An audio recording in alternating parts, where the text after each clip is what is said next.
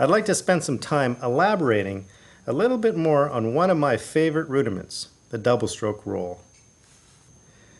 Now with the double stroke, I want to get into manipulating it more with the fingers, because your main strokes are action, reaction. Okay? Action, reaction. Because the stick naturally does that. Your fingers control the reaction. Now the fingers will control the velocity and timing. So if I want a real tight double, really close together, I'll keep the fingers in nice and tight. If I want to open it up, I relax the fingers a bit more and it becomes more open. If I want more of an accent on the second note, I just pull up into the hand. So the fingers will control timing and velocity. When playing low and quiet, you don't have to worry a lot about velocity. It's just the timing. Just trying to keep it articulate. Making sure you don't do this. You don't want that. If you keep it nice and clean, it'll actually sound faster. As you get louder, you'll have to pull a little bit more on that second stroke to make it sound even. That's if you want it to be even. Sometimes I will purposely play it uneven so I get more of a lope to it. So it's not so even. I might even stick one hand higher so I get a bit of that going on. It just makes for different grooves, different dynamics. One thing I've seen Dave Weckl do is he does this side swipe thing, pulls it out to the side,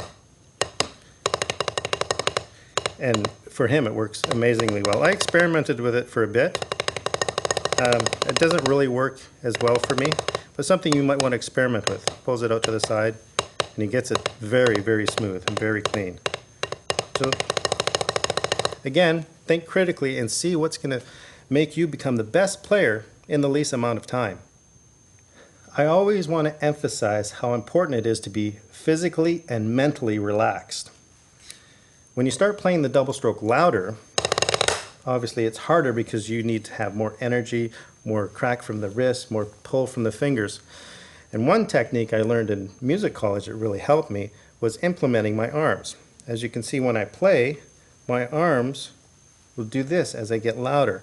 Because what it does, it takes the strain off the wrist and spreads it out through the arm. So you get power coming from the arm. So you're using the whole arm as opposed to just a wrist action. It's a good wrist builder up by using just wrist, but when you're trying to be more relaxed, if you spread the energy throughout the arm, it'll become easier to do. So you can see, as I get going, how I got this thing going on. I taught it to one student and he referred it to as the chicken thing. So as you get the chicken going, it'll make it easier to get more power. The way you develop it is you have your forearm horizontal to the ground. You put a stick just underneath that forearm and then you continue to strike the head. But in order to strike the head, your elbow has to come out.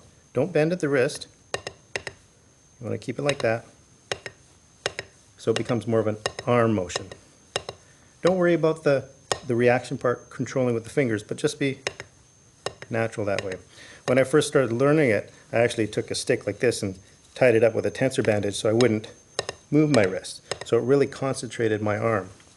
So you just do that. You get comfortable with it, and then you can start to manipulate a bit more with the fingers. Same hand. And then again, the muscle memory will kick in, and then you'll just be able to play them louder and easier with more control.